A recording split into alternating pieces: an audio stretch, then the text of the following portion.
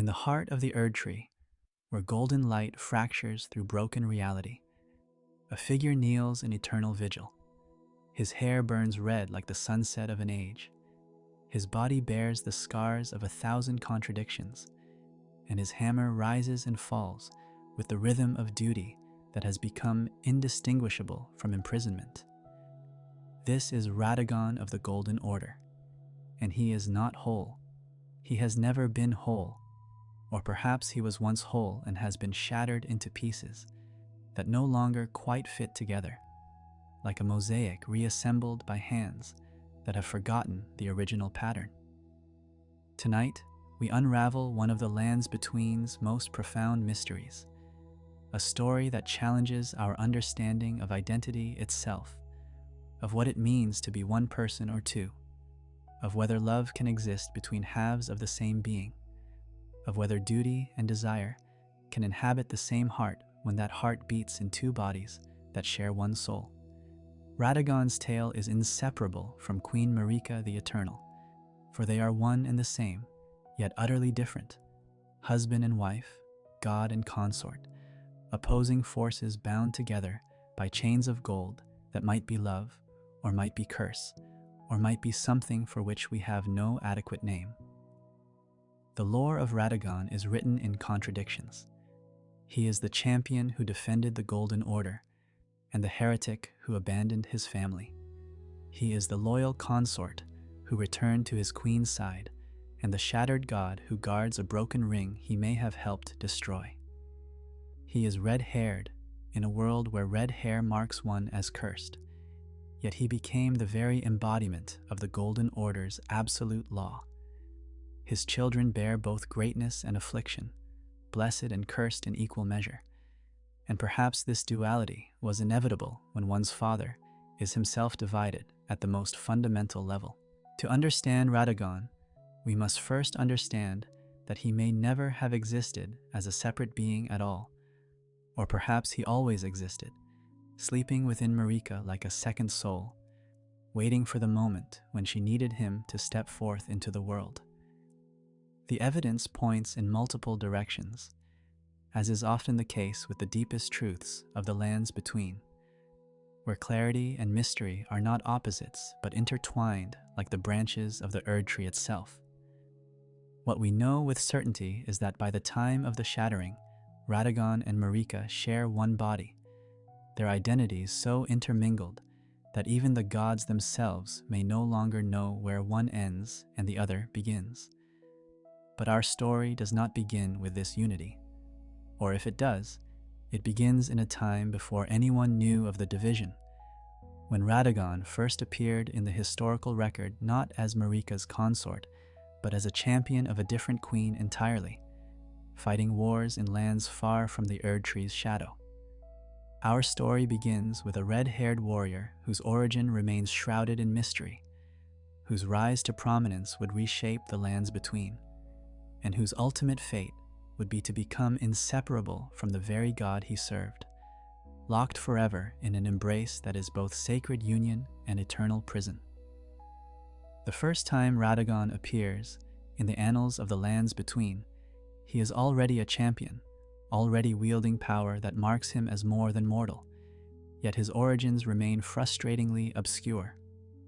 Unlike Marika, whose ascension to godhood is documented in the Order's histories, Radagon seems to emerge fully formed into the historical record, as if he had no childhood, no family, no past beyond the moment he took up arms in service to the Carian royal family. This absence of origin is itself significant, for in a world where lineage and bloodline carry such weight, where one's parentage determines one's place in the cosmic order, Radagon's lack of documented ancestry whispers of secrets the Golden Order would prefer remained buried.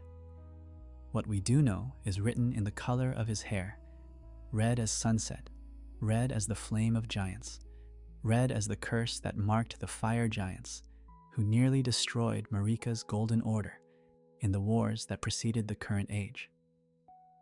The game shows us clearly that Radagon despises his red hair, this outward mark of something he cannot change, something that connects him to forces the Golden Order defeated and sought to erase from history.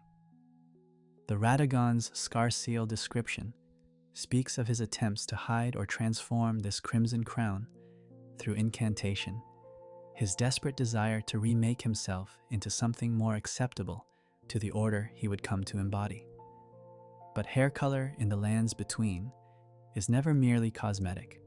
It is identity, it is heritage, it is destiny, written in the body itself.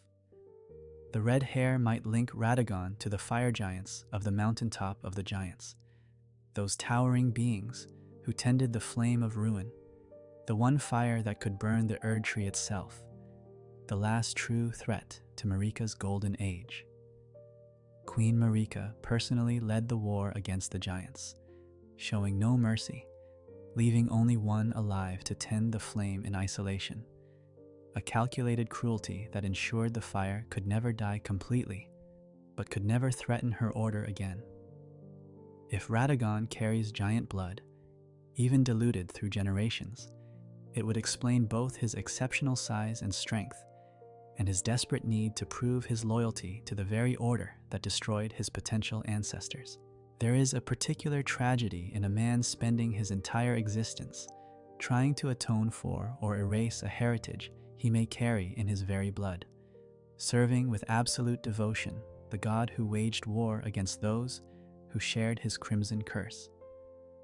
Yet another theory suggests that Radagon may have been created rather than born, that he might be a manifestation of Marika's own will, an aspect of herself given form and purpose. The statue of Radagon in Leyndell shows him in a pose of contemplation, and when struck with a specific gesture, it reveals the truth that has always been hidden in plain sight. Radagon is Marika. The message reads simply, Radagon is Marika. No elaboration, no explanation, just a statement of impossible fact that reshapes everything we thought we understood. If this has always been true, if Radagon never had a separate origin at all, then every action he takes, every choice he makes, must be understood as Marika acting through another aspect of herself, pursuing goals that perhaps her primary self could not or would not pursue directly. The scholar Miriel, pastor of vows, speaks of Radagon and Marika's union in tones that suggest both reverence and unease, as if this joining represents something beyond mere marriage, a mystery that even the learned of the Golden Order do not fully comprehend. Miriel tells us that Radagon married Rennala and had children with her, that he later left the Carian queen to return to Leyndell and become Marika's consort. But the way these events are described suggests that return might be more literal than metaphorical. Not a man traveling back to a city, but an aspect returning to its source, a separated piece rejoining the whole from which it was divided. If Radagon was always Marika, what do we make of his time with Rennala? Did Marika send forth this aspect of herself to forge an alliance with the Carian royal family, to bind the powerful sorcerers of the Academy to her Golden Order through marriage and children? Or was there a period when Radagon possessed enough autonomy to make his own choices, to love separately, to be his own person, before the gravity of godhood pulled him back into Marika's orbit and their identities collapsed into one? The evidence suggests both possibilities might be true, that Radagon might have experienced a temporary independence, a window of time when he was genuinely separate, genuinely capable of his own desires, before the requirements of maintaining the Golden Order demanded their reunion.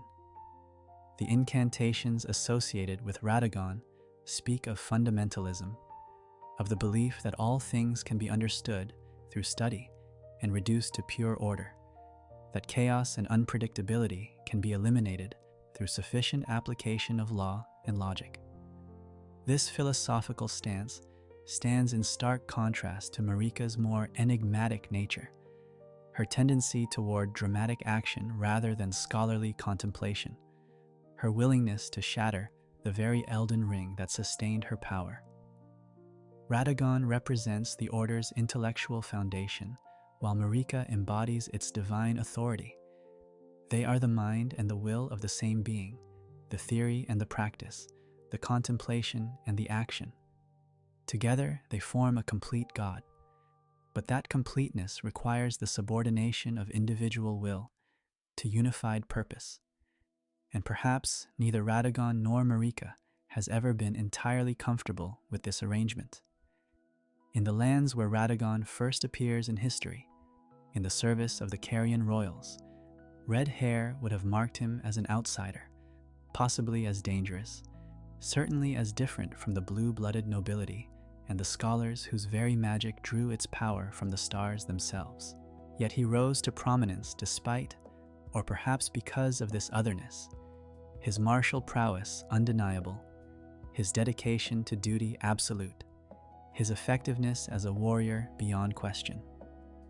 One wonders if this need to prove himself, to overcome the disadvantage of his cursed coloring through excellence in service, shaped the fundamental nature of who Radagon became, a being defined entirely by duty, by service, by the sublimation of personal desire to institutional need. The conflict between the Golden Order and the Carian royal family represents one of the defining struggles of the age before the Shattering, a war that pitted Marika's divine authority against the ancient magic of the moon and stars, faith against sorcery, the power of the Erdtree against the power of the cosmos itself.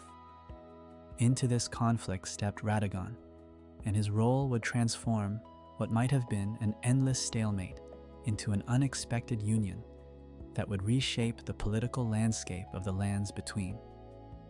But like everything about Radagon, the true nature of his involvement in these wars remains shrouded in layers of meaning that may never be fully unraveled. Rennala, Queen of the Full Moon, ruled the Carian royal family and the Academy of Raya Lucaria from her throne in the Grand Library, her power over glintstone sorcery and celestial magic making her one of the few forces in the lands between capable of genuinely threatening Marika's Golden Order. The Carians traced their power not to the Erdtree, but to the stars themselves, and their magic operated on principles that had nothing to do with grace or the greater will's authority. This independence made them dangerous to a religious order that claimed universal dominion, and the resulting conflict was perhaps inevitable from the moment Marika established her rule. The war itself must have been terrible. Sorceries that could rend the earth meeting incantations of gold, astral projections and gravity magic clashing with holy light and absolute law. We can imagine the landscape of Liurnia transformed into a battlefield, where reality itself became unstable, where the laws of nature bent under the combined weight of cosmic magic and divine authority. Into this chaos came Radagon, leading the Golden Order's forces, and here the historical record becomes complex, for he came as a conqueror but left as a husband, arrived as an enemy but departed as the father of Carian children who would inherit both their mother's sorcerous gifts and their father's connection to the Golden Order. The exact sequence of events remains unclear, deliberately obscured perhaps, for the transition from war to marriage carries implications that neither the Carian nor the Golden Order histories might wish to examine too closely. Did Radagon defeat Rennala and then choose to marry her rather than destroy her power completely? Was the marriage a diplomatic solution to a war neither side could win? A way to bind the Carians to the Golden Order without the continued cost of open conflict? Or did something more genuine occur? Did these two powerful beings, meeting across a battlefield, discover an affection that transcended political necessity? The evidence suggests that Radagon's feelings for Rennala were genuine, at least during their time together. Their union produced 3 children: Praetor Rykard, Lunar Princess Ranni, and General Radahn, each one exceptional, each one carrying powers that drew from both parents' natures. Ranni inherited her mother's connection to the stars and cold moon, but also received the status of Empyrean, a being capable of becoming a god, a designation that could only come through Radagon's divine or near-divine nature. Radahn became the mightiest warrior of his age, combining Radagon's martial prowess with gravitational sorcery that allowed him to manipulate the fundamental forces of reality. And Rykard, though his later transformation into the god-devouring serpent would obscure his origins, displayed both scholarly brilliance and terrible ambition. The wedding gift Radagon gave to Rennala speaks volumes about this relationship. The amber egg that contains a great rune, though whether it held this power originally or acquired it later, remains uncertain. This egg, which Rennala would clutch even after her mind shattered from Radagon's eventual abandonment, represents a connection that transcended mere political alliance. It is not a sword or a treaty, but something intimate, something precious, something that in its way proves that whatever Radagon was or would become, during his time with Rennala, he functioned as a genuine individual, capable of genuine affection. But Radagon's time in Liurnia was always going to be temporary, for forces larger than personal desire were already in motion. If Radagon was always an aspect of Marika, then his mission to the Carian lands served multiple purposes: to end the war, yes, but also to bring the Carians into the Order's fold, to dilute the independence of their stellar magic with the golden blood of the Erdtree, to create Empyreans who might serve the greater will's purposes. The children of this union would become key players in the events leading to and following the shattering, their mixed heritage positioning them uniquely in the cosmic struggle that would eventually tear the lands between apart. One must consider what it was like for Radagon during these years, if indeed he experienced any separation from Marika's consciousness. Did he wake each morning beside Rennala and remember that he was also the consort of a god far away in Leyndell? Did he watch his children grow with the full awareness that he would one day have to leave them? Or did he experience genuine independence, genuine presence in these moments, only to have them later contextualized by his return to Marika, his memories of being Radagon perhaps becoming like dreams to someone who has awakened to their true nature? The sorceries that Radagon would later develop, the fundamentalist incantations that seek to reduce all magic to mathematical principles, to find the underlying order beneath chaotic appearances, these might have been born during his time among the sorcerers of Raya Lucaria. Living among those who bent reality through understanding of cosmic principles rather than faith in divine authority, Radagon would have been exposed to ways of thinking about magic and power that differed fundamentally from the Golden Order's approach. His fundamentalism might represent an attempt to reconcile these two worldviews, to find the mathematical and philosophical foundations that unite glintstone sorcery and golden incantations into a single, coherent system. The wars between the Golden Order and the Carians ended not with conquest, but with integration. The two great powers bound together through Radagon's body, through the children he fathered, through the ties of marriage and blood that transformed enemies into family. This outcome served Marika's purposes perfectly, too perfectly, perhaps, for those who wonder whether Radagon ever had a choice in any of it, whether his love for Rennala was genuinely his own, or simply the role he was meant to play in a divine drama scripted by a god who was also himself. The offspring of Radagon and Rennala stand as living proof that their union, however politically convenient it may have been, produced consequences far beyond mere alliance. Each child inherited gifts that marked them as exceptional even among the demigods of the lands between, and each would play a crucial role in the events that would eventually shatter the Golden Order their father would come to embody.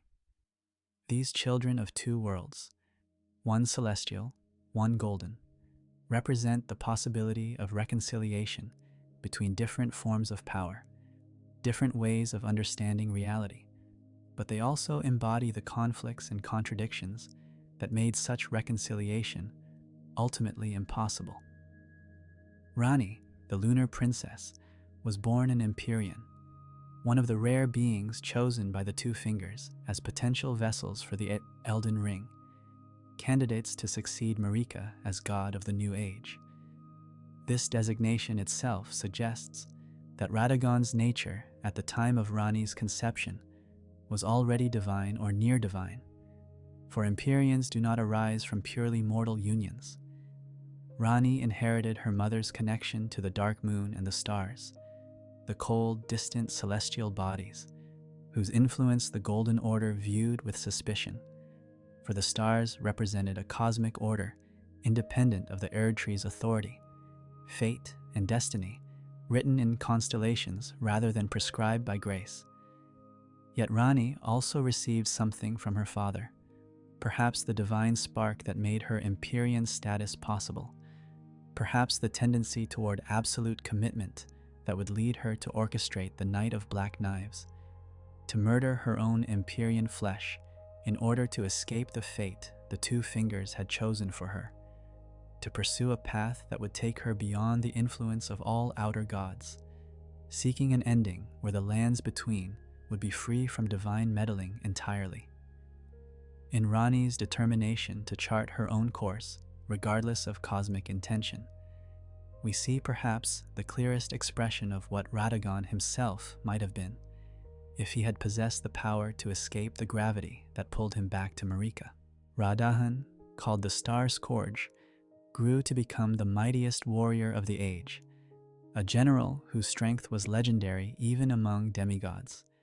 From his father, he inherited size and martial prowess, the red hair that marked him as bearing the same mysterious heritage that Radagon could never escape, and perhaps most significantly, an absolute dedication to the ideals he chose to embody. Radahn revered Godfrey, the first Elden Lord who preceded Radagon in Marika's bed, modeling himself after this legendary warrior rather than following his father's path toward scholarly fundamentalism. There is something poignant in this choice, the son rejecting his father's example in favor of an earlier, purer ideal of strength and honor. From his mother, Radahn gained mastery over gravitational magic, the ability to manipulate the fundamental force that holds reality together, and he used this power in ways both practical and symbolic. He learned gravity sorcery, specifically so he could continue riding his beloved horse Leonard, despite growing to a size that should have made this impossible, a detail that reveals a sentimental nature beneath the warrior's exterior, a willingness to bend the cosmos itself rather than abandon a childhood companion. But Radahn also used his power over gravity to halt the movement of the stars themselves, holding the constellations fixed in the sky, preventing the cosmic fate they represented from advancing. This conquest of the stars served multiple purposes. It protected the Carian lands from the falling star beasts that might otherwise crash down from the heavens. It prevented Ranni's fate, written in the stars, from advancing toward its destined conclusion. But it also represented a fundamental rejection of the celestial order his mother's magic drew upon, Radahn using the power inherited from Rennala to deny the very cosmic principles she served. In this way, he embodied the tension between his parents' worldviews, using sorcery to enforce order, employing the tools of one philosophy to serve the ends of another. Rykard, who would become the god-devouring serpent, represents perhaps the darkest evolution of the traits inherited from both parents. From Radagon came ambition and the willingness to pursue power through unconventional means, while from Rennala came the scholarly curiosity that could unlock dangerous secrets, the belief that understanding and will could overcome any limitation. Rykard's path led him to the volcanic Mont Gelmir, where he would eventually feed himself to a great serpent, seeking to become a god through consumption rather than divine selection, to devour all the gods themselves and end the age of their dominion through the simple expedient of eating them. Before this transformation, Rykard served as praetor of the Carian royal family, a position of great authority that he wielded with intelligence and strategic acumen. His development of unique sorceries and incantations, particularly those involving lava and volcanic power, shows the same drive toward understanding and systematizing magic that characterized his father's fundamentalism. But where Radagon sought to use understanding to strengthen and preserve the order, Rykard's studies led him toward blasphemy, toward the conclusion that the entire structure of gods and outer beings that ruled the lands between needed to be consumed and destroyed, digested in serpentine gullet, until nothing remained but the ability to consume more. These three children, each exceptional, each flawed, each pursuing goals that would ultimately conflict with the Golden Order their father came to represent, demonstrate what can happen when bloodlines cross between radically different power structures. They are neither fully Carian nor fully of the Golden Order, neither purely guided by stars nor purely by grace. And this liminal status gave them both unique capabilities and unique vulnerabilities. Their father's eventual abandonment of their mother, his return to Leyndell to become Marika's consort, must have shaped their understanding of loyalty, trust, and the reliability of those who claim to love you. One wonders what Radagon felt, if he felt anything distinctly his own, when he left these children behind. Did he watch Radahn master gravity magic and feel pride? Did he see Ranni's cold determination to escape the fate of an Empyrean and recognize something of himself in her refusal to accept the role others had chosen for her? Did he sense in Rykard's ambitions the same hunger for understanding that drove his own fundamentalist studies? And did he fear where that hunger might lead? Or were these children already becoming abstract to him by the time he departed, their faces fading like dreams as he reintegrated with Marika, their lives becoming just another set of variables in the vast equation of maintaining cosmic order? The game shows us these children at their endings. Ranni as a doll, her flesh discarded, pursuing her dark path to the stars. Radahn driven mad by scarlet rot, a mindless beast barely remembering his own name. Rykard merged with the serpent, endlessly consuming, endlessly hungry, endlessly growing. None of them achieved what they sought. None of them found peace or satisfaction or resolution. And perhaps this was inevitable from the moment their father left them, from the moment they lost the parent who might have helped them reconcile their dual natures, who might have shown them how to be both Carian and Golden, both of the stars and of the Erdtree. During his time in Liurnia and afterward, Radagon developed a unique approach to magic and divinity that would come to be known as Golden Order Fundamentalism, a philosophical and practical system that sought to find the underlying mathematical and logical principles uniting all forms of magic, to reduce the apparently chaotic diversity of incantations and sorceries to pure, comprehensible order.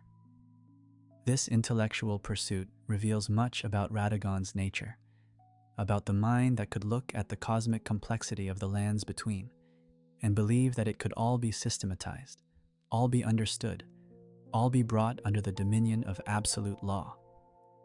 Fundamentalism begins with a radical premise that the Golden Order is not merely a religious or political structure but the expression of fundamental truth about reality itself, that the laws it embodies are not arbitrary but reflect the deep structure of existence, and that through sufficient study and contemplation, one can perceive these underlying principles and use them to reshape the world.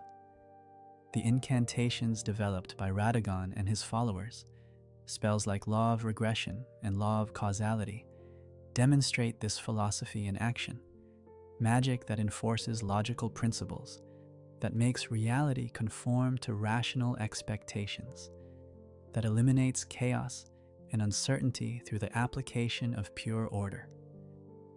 The Law of Regression, which dispels magic and reveals hidden truths, embodies the fundamentalist belief that illusion and deception are temporary aberrations, that truth is the natural state of things and will inevitably reassert itself if given the opportunity.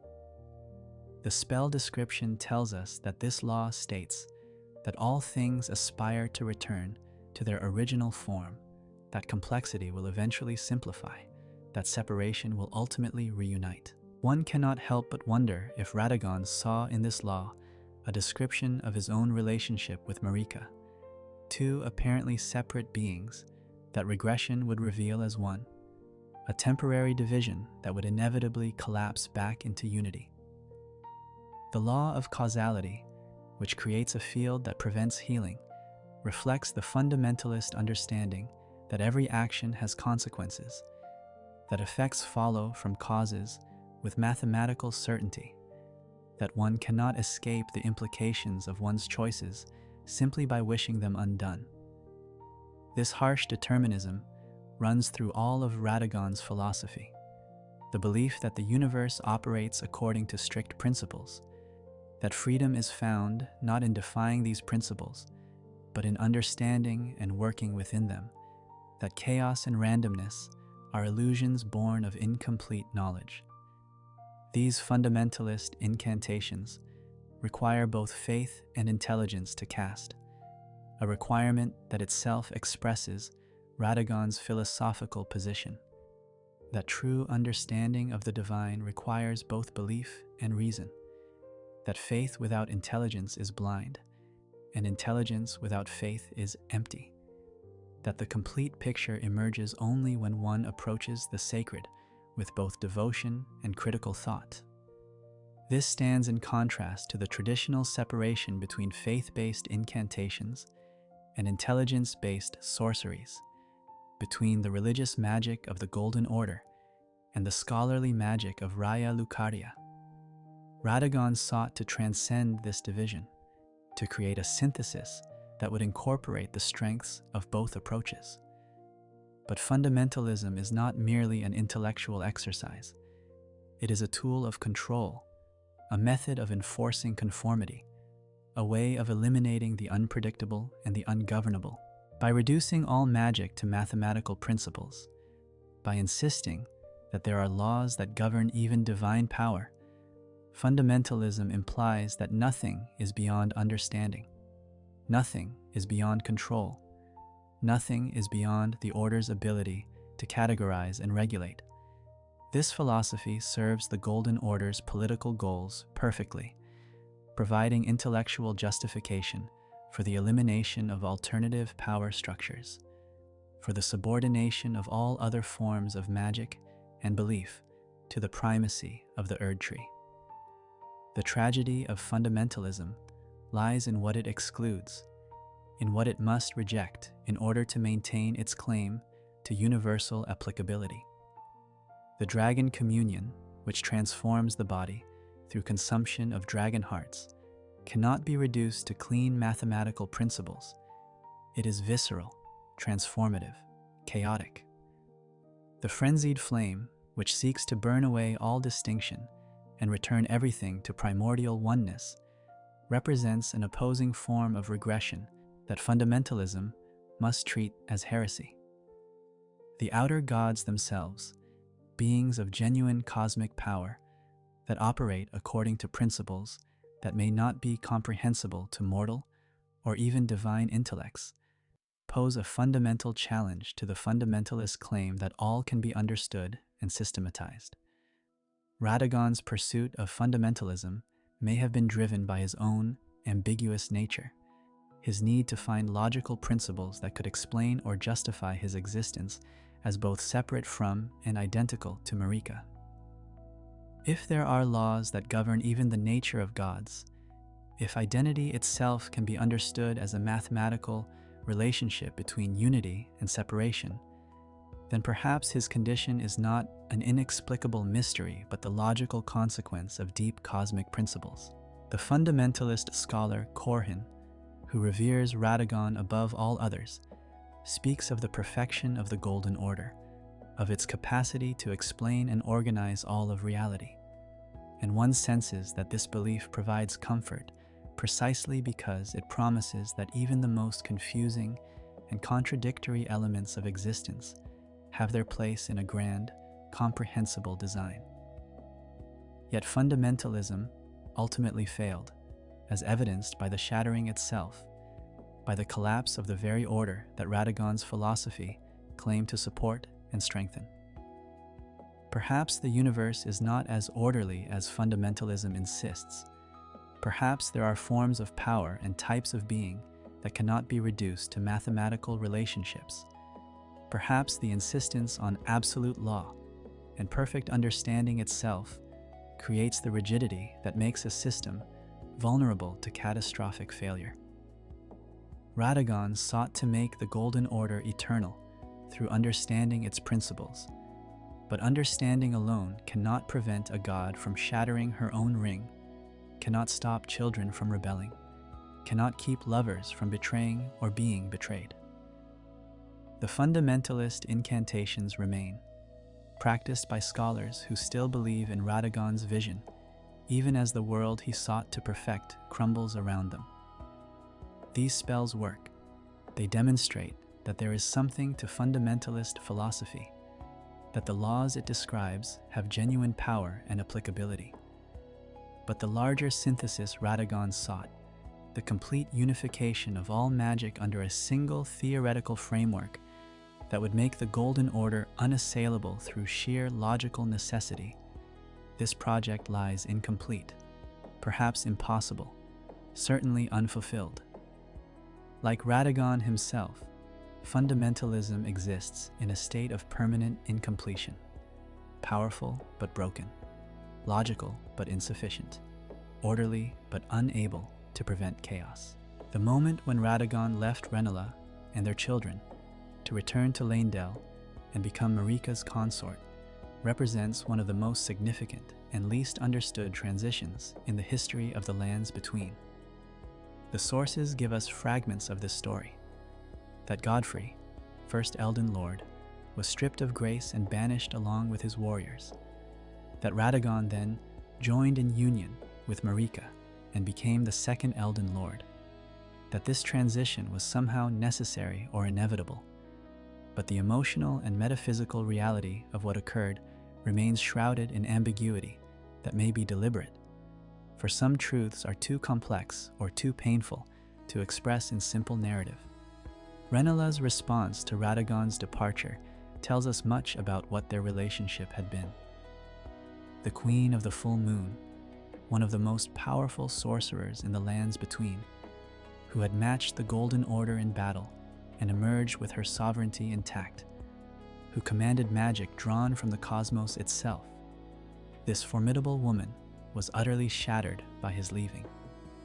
When we encounter her in the game, she sits in her library surrounded by students she has transformed into grubs through confused magical experimentation, clutching the amber egg Radagon gave her, trying over and over to use its power to achieve rebirth, seeking perhaps to be reborn as someone he would not leave, or to birth him back into existence, or simply to return to a time before his departure unmade her.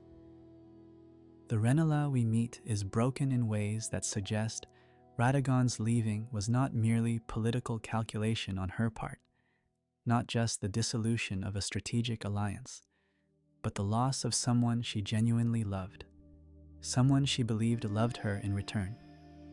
The protection her children provide her, the way they maintain her safety, even as she descends into magical obsession and confusion, suggests that they too understand that their father's departure wounded her in ways that will never heal. Ranni orchestrates the player's encounter with her mother's phantom, allowing Rennala to engage in combat in her prime form while the actual broken queen remains safe. A daughter's love trying to preserve some dignity for a mother, reduced to clutching a memory while her mind dissolves. But why did Radagon leave? The historical record suggests necessity. Godfrey was banished, Marika needed a new consort. Radagon was the logical choice given his power and his proven ability to produce Empyrean children. Yet this explanation feels incomplete, for it treats Radagon as a chess piece moved by political necessity rather than a being with agency, with desires, with relationships that might matter more than dynastic politics. If Radagon was always Marika, if he never truly separated from her consciousness, then his time with Rennala becomes something like a god's dream, a temporary excursion into independence that was always going to end when the dreamer awakened. But if Radagon had genuine autonomy during his Carian years, then his return represents a choice, a subordination of personal love to cosmic duty, a decision that love for one woman matters less than service to order itself. The nature of his union with Marika adds another layer of complexity. The language used, joined in union, suggests something more than marriage, something more profound than political alliance. If they were always one being, this union might represent not a marriage, but a reintegration. Radagon's separate existence folding back into Marika like a wave returning to the ocean.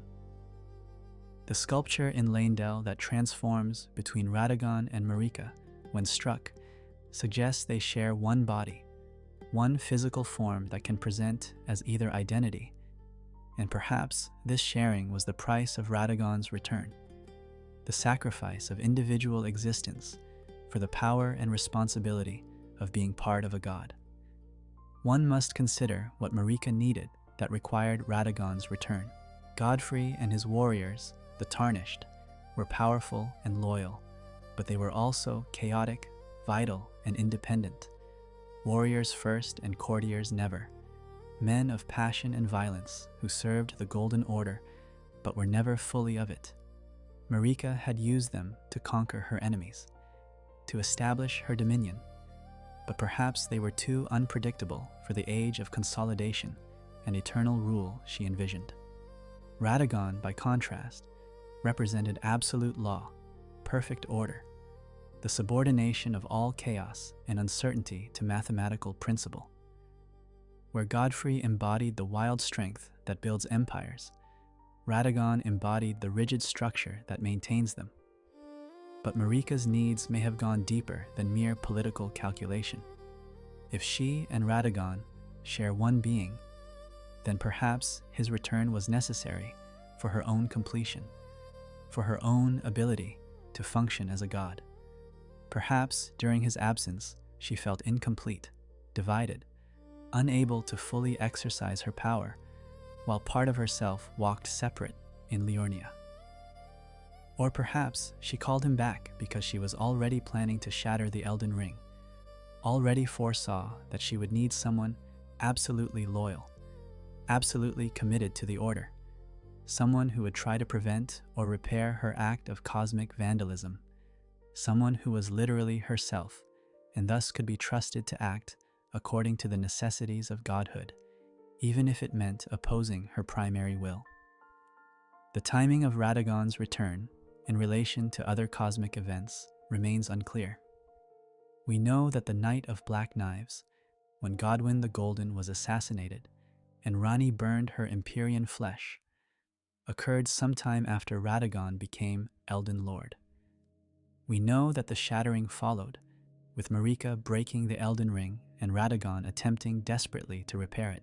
Whether years or centuries passed between Radagon's return and these catastrophes, whether his presence as Elden Lord contributed to the tensions that exploded into civil war, or whether he arrived just in time to witness the collapse of everything he believed in, these questions have no clear answers. What we can say is that Radagon's choice to leave Rennala, if it was a choice at all, set in motion consequences that would reverberate through generations. His children with Rennala would become some of the most significant players in the wars following the Shattering, their mixed heritage and their father's abandonment shaping their goals and methods. Ranni's determination to escape the control of outer gods and Two Fingers might stem partly from watching her father subordinate personal love to cosmic duty, from learning that even family and affection matter less than the demands of order. Radahn's choice to halt the stars might represent an attempt to freeze time itself, to prevent the advance of fate that brought his father back to Leyndell and left his mother broken. Rykard's path toward consuming all gods might spring from the realization that beings of such power cannot be trusted, that they will always sacrifice mortal concerns for their own cosmic purposes.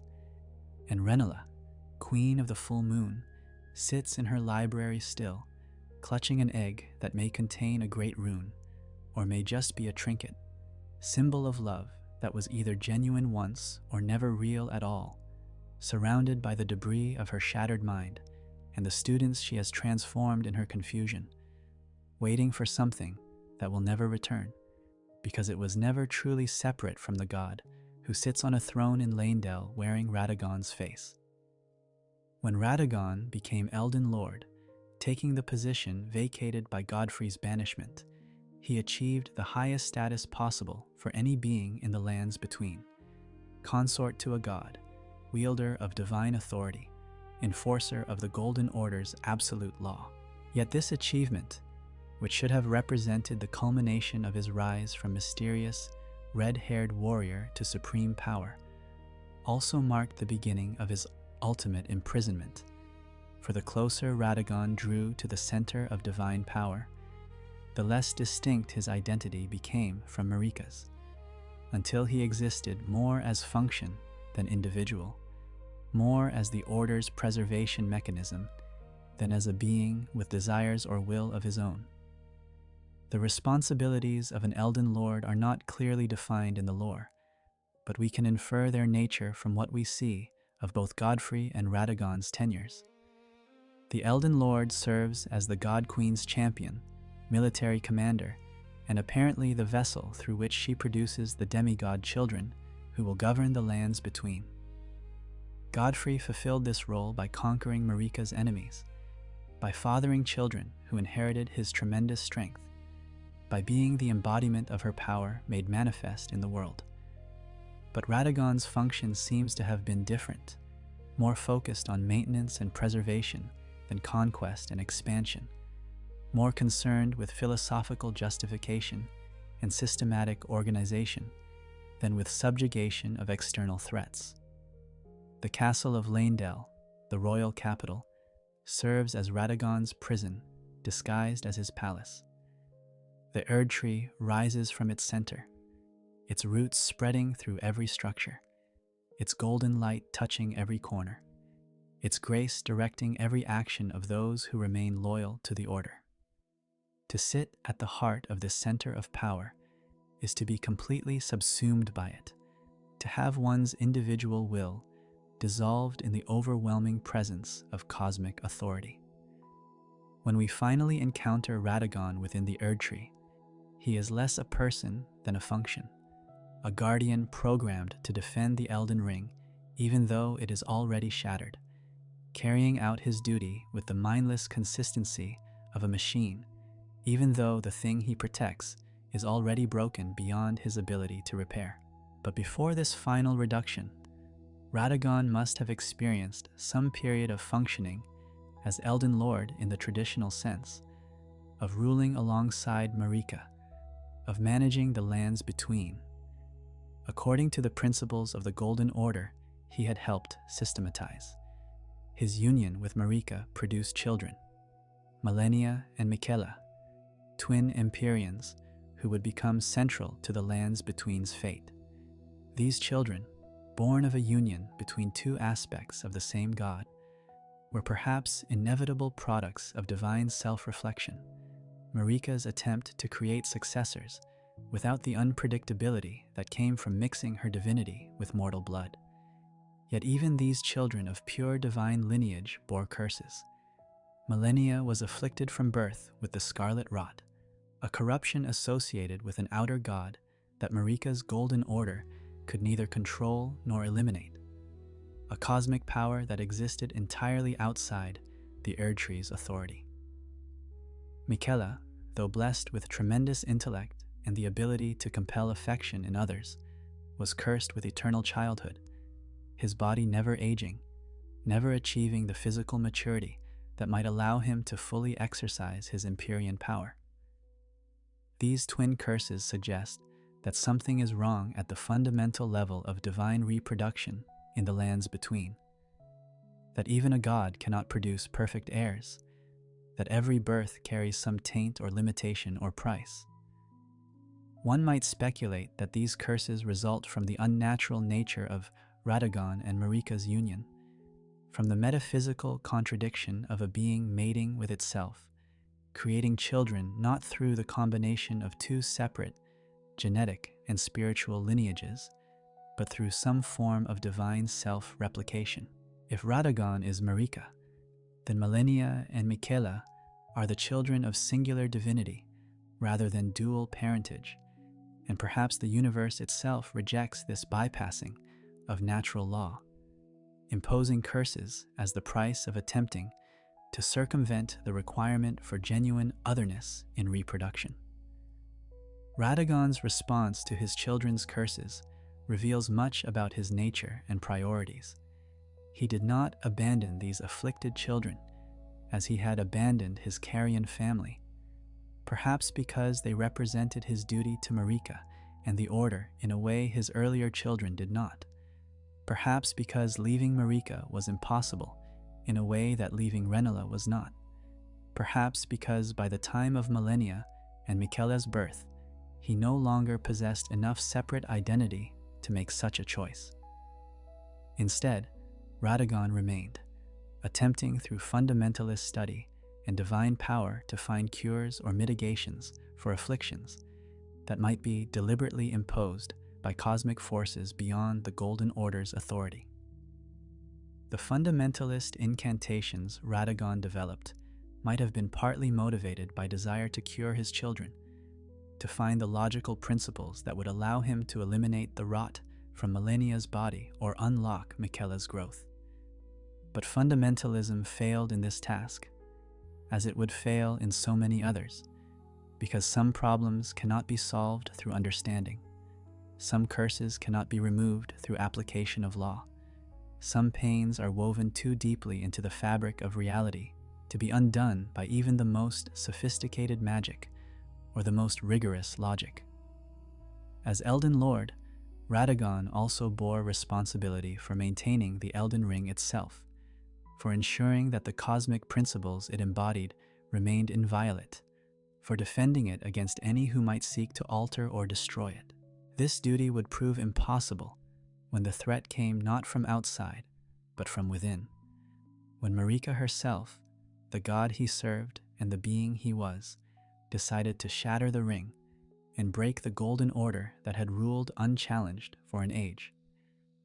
In that moment, Radagon's entire purpose came into direct conflict with the will of the god he was sworn to serve, creating a paradox that could only be resolved through the literal division of their shared being. The image of Radagon attempting to repair the Elden Ring, even as Marika shatters it, two aspects of one god working at absolute cross-purposes, represents the fundamental contradiction at the heart of the Golden Order itself. Radagon embodies absolute law, eternal preservation, the belief that the Order must never change, must never adapt, must remain perfect and complete as established. Marika embodies sovereign will, the power to reshape reality according to divine desire, the freedom that comes from ultimate authority. These principles cannot coexist in one being without creating the kind of internal conflict that must eventually tear even a god apart. The Greater Will's response to Marika's shattering of the ring was to imprison her within the Erdtree, to bind her there until such time as a Tarnished could claim the ring and restore the order. But Radagon, too, was bound, perhaps willingly, perhaps inevitably, to the task of defending what Marika had broken. His role as Elden Lord transformed from active governance to static guardianship, from participation in cosmic rule to mere maintenance of cosmic remnants. He became a weapon wielded by the Greater Will to prevent anyone from claiming the shattered ring until one worthy of becoming Elden Lord could demonstrate that worthiness by defeating Radagon himself, a test that required overpowering the very embodiment of the Golden Order's martial and magical might. The shattering of the Elden Ring represents the single most catastrophic event in the history of the lands between, the moment when the cosmic order that had governed reality itself was broken, when the principles that maintained the world's coherence were scattered, when the age of Marika's golden authority ended and the age of chaos and war began. But the ring did not shatter by chance or external attack. It was broken deliberately, willfully, by the God who embodied it, by Marika the Eternal, who raised her hammer and struck at the very source of her own power, committing an act of cosmic vandalism whose motivations remain mysterious and whose consequences continue to unfold. The evidence that Marika herself shattered the ring comes from multiple sources.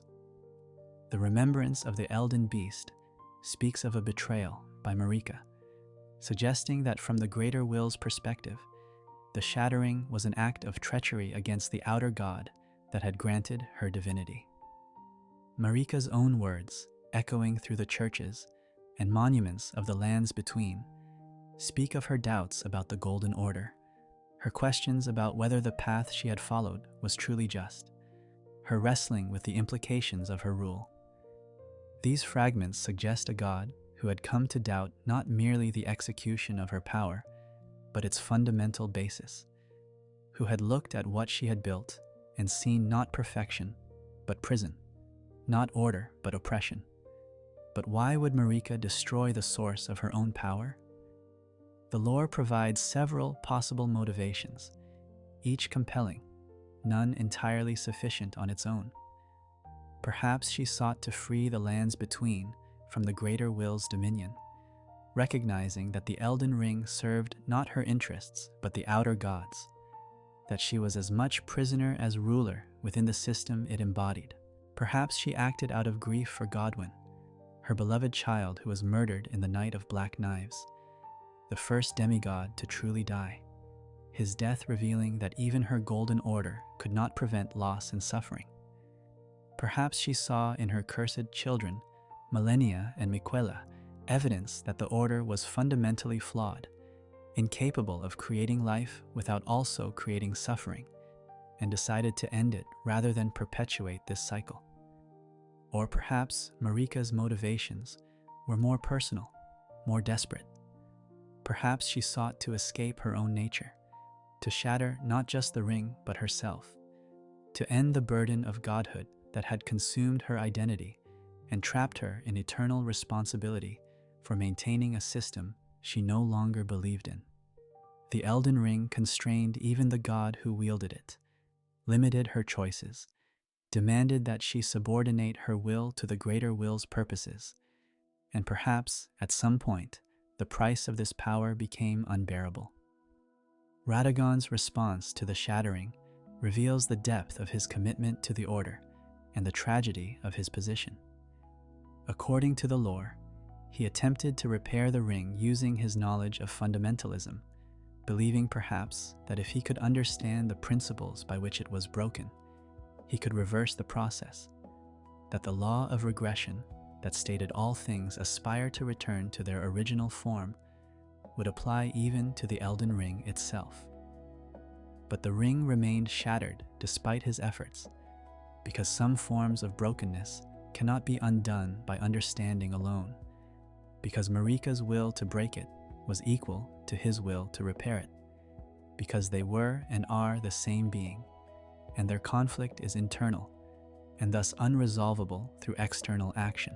The image we receive of this moment, Marika shattering while Radagon repairs, two aspects of one God working at cross purposes, divine hands simultaneously destroying and mending, represents one of Elden Ring's most profound visual and conceptual metaphors. It is not merely a political or magical conflict, but an existential one, the internal civil war of a being that has become too contradictory to function coherently. Marika rebels against the system, while Radagon defends it. Marika seeks freedom, while Radagon seeks order. Marika's will to change confronts Radagon's will to preserve, and neither can triumph, because defeating the other would mean self-destruction. The greater will's judgment on this divine rebellion was swift and absolute. Marika was imprisoned within the Erdtree, bound there by cosmic power, her body crucified upon the ruins of the ring she had shattered, made to face forever the consequences of her transgression. But Radagon, too, was bound, merged with Marika more completely than before. Their separation dissolved. Their two identities collapsed into one broken form that serves simultaneously as prisoner and guard, as the crime and its punishment. When the Tarnished finally enters the Erdtree and confronts the being that guards the Elden Ring, what they face is neither Marika nor Radagon, but something between and beyond. A shattered god whose body shifts between forms, whose consciousness seems fragmented across two identities that can no longer fully separate. Radagon fights with the desperate precision of someone defending what must be defended, using fundamentalist incantations and his golden hammer with mechanical efficiency. There is no dialogue, no personality, no sense that the being we fight retains much individual consciousness. Only duty, only the compulsion to defend, only the pattern of guardianship repeated endlessly because it is all that remains when identity itself has been shattered along with the ring. The Elden Ring, even broken, remained powerful. Its fragments, the great runes, became objects of supreme value, capable of granting tremendous power to those who claimed them. Marika's children and stepchildren went to war over these fragments, each seeking to claim enough of the ring's power to perhaps restore it according to their own vision, or to use its fragments to establish their own authority, or simply to prevent others from achieving what they could not. This war, the Shattering, transformed the lands between into a battlefield where demigods of tremendous power clashed in conflicts that reshaped the landscape, where divine children killed each other in struggles over fragments of their mother's broken authority. Through all of this, Radagon remained at the center, bound to the Erdtree, attempting eternally to repair what could not be repaired, defending what was already broken, serving an order that had already ended. His imprisonment is perhaps more profound than Marika's, for she at least had the satisfaction of her rebellion, the freedom of her choice to shatter, while Radagon remains trapped in futile labor, trying to undo what he cannot undo because duty demands the attempt even when success is impossible. The Radagon we finally encounter within the Erdtree represents the ultimate expression of duty, divorced from purpose, of service that continues long after the thing being served has ceased to function, of loyalty to principle that has become indistinguishable from imprisonment. He guards the shattered Elden Ring, not because there is hope of its restoration, not because his guardianship accomplishes any constructive goal, but because he is the guardian and guardianship is his nature and his function and his identity. All that remains when personhood has been worn away by the weight of cosmic responsibility. The arena where we face him is suffused with golden light, the Erdtree's roots spreading across floor and walls, the broken Elden Ring hovering in the space where it once hung whole, its fragments still radiating power despite their separation. This is the heart of the Golden Order, the sacred center from which divine authority once flowed to encompass all the lands between, and now it is a tomb, a prison, a monument to failure that Radagon must defend because defending it is all he knows how to do. When combat begins, Radagon attacks with the precision and variety of a master warrior, wielding his hammer, the same weapon Marika used to shatter the ring, with techniques that blend martial prowess and fundamentalist magic. He creates golden projectiles that arc through the air following mathematical curves, slams his hammer down to create shockwaves of pure order, moves with the perfect economy of motion that comes from centuries of practice. There is beauty in his combat style, the aesthetic perfection of absolute mastery, but there is no rage, no passion, no sense of an individual fighting for something they care about. Only the execution of combat patterns, the defense of position, the fulfillment of function. This Radagon feels more like an automaton than a god, more like a weapon than a person, and perhaps that is what he has become through long imprisonment and longer duty. The merger with Marika, which might once have been union, has become a form of dissolution, both identities fragmenting into something less than either once was. When we damage him sufficiently, his body breaks apart and reforms, revealing not the regeneration of life, but the repair of mechanism, Radagon as self-healing weapon, rather than living being. Yet even in this reduced state, Radagon's power remains formidable. The fundamentalist magic he wields demonstrates that his philosophy retains validity, that the laws he discovered still govern reality, that his understanding of divine principles was genuine even if incomplete.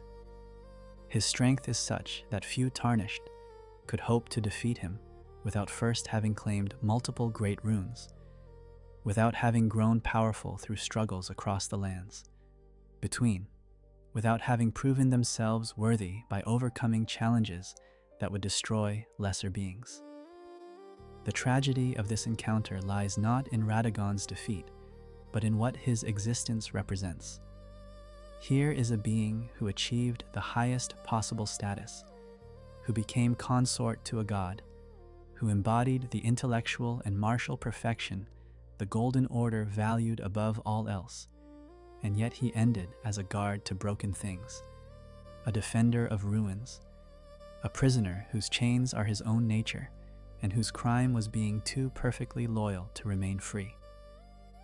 If Radagon ever had genuine autonomy, if he ever made real choices based on personal desires, all of that has been burned away by proximity to divine power, leaving only the shell of duty, only the pattern of service, only the endless repetition of guardianship. When Radagon finally falls, when the Tarnished breaks through his defense and shatters his form, what emerges from his broken body is the Elden Beast, the living incarnation of the Elden Ring itself, the direct vassal of the greater will, the cosmic enforcer sent to ensure that the order continues even after its god and its embodiment have failed. This transformation reveals a horrifying truth. Radagon was not merely guarding the Elden Ring, but was inhabited by it, his body serving as vessel for cosmic power that had no intention of allowing the Tarnished to claim its authority without final trial. The Elden Beast fight represents the true final test. Combat, not against a shattered god, but against the fundamental power of the Golden Order itself, against the cosmic force that grants grace and demands obedience, against the outer god's direct representative in the world. Defeating it requires not merely martial skill, but the will to reject the Order's absolute authority, to claim the right to reshape cosmic principles according to the Tarnished's chosen ending, rather than accepting the restoration of what was. After the Elden Beast falls, after the Tarnished claims the Elden Ring and decides the fate of the lands between, Radagon's body lies broken among the ruins, finally released from duty, finally freed from the burden of eternal guardianship, finally allowed to rest. Whether any consciousness remains in that shattered form, whether Radagon or Marika or the merged being they became retains any awareness, the game does not tell us. Perhaps death is itself a mercy for a god who became too broken to function as anything but weapon, too divided to exist as anything but contradiction, too perfect in service to retain any self to serve.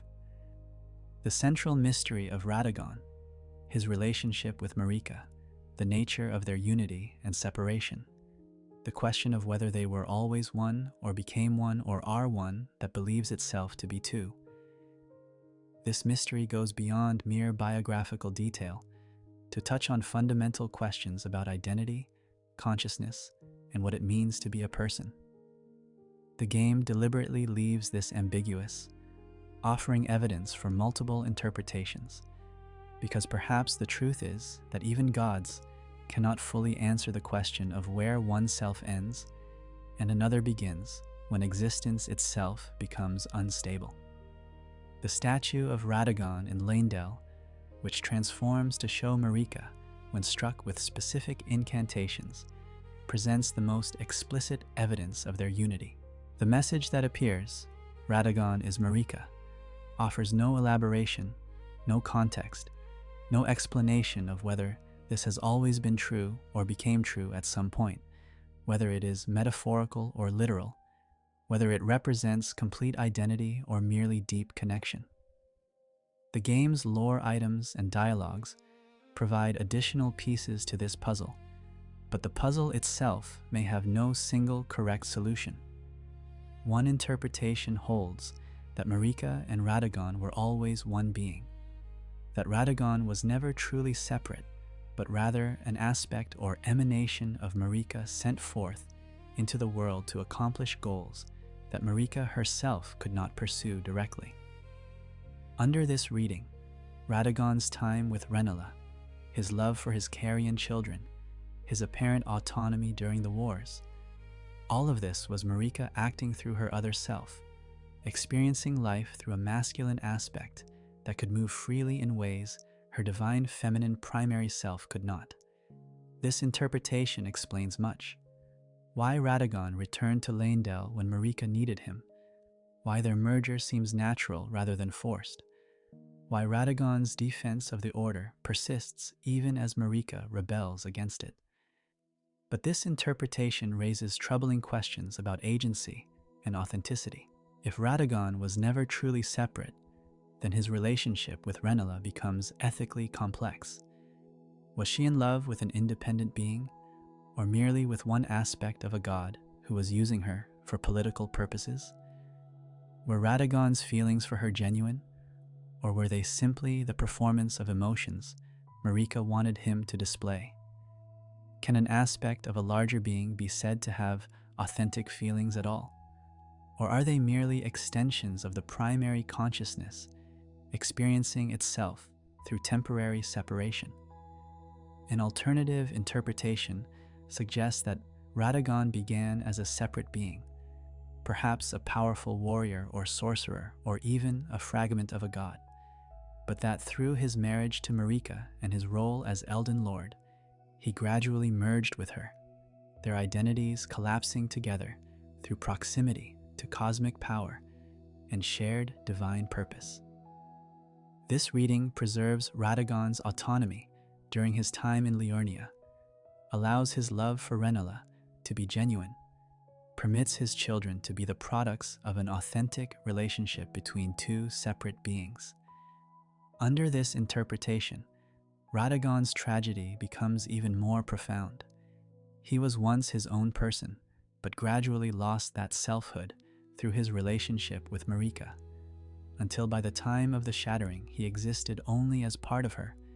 His individual consciousness dissolved into their shared being. A third possibility suggests that the relationship between Marika and Radagon is more complex than simple unity or merger, that they represent something like a single being with two simultaneously existing consciousness streams, two separate identities that share one fundamental existence while retaining distinct perspectives, goals, and wills. Under this model, Radagon could genuinely love Rennala while being Marika, could genuinely try to repair the ring while being the one who shattered it, because the contradiction is not logical but existential. Two wills occupying one being, two identities pulling in opposite directions, creating the internal conflict that ultimately tears even a god apart. The game provides some support for each interpretation while fully confirming none. Malenia recounts words of Marika that seem to acknowledge internal division. "Shall I tell you of my lord?" she asks, in a manner that suggests Radagon is simultaneously herself and other, known intimately and yet separate enough to be discussed. The fundamentalist scholars speak of Radagon as distinct from Marika even while acknowledging their ultimate unity, suggesting that the distinction is meaningful even if not absolute.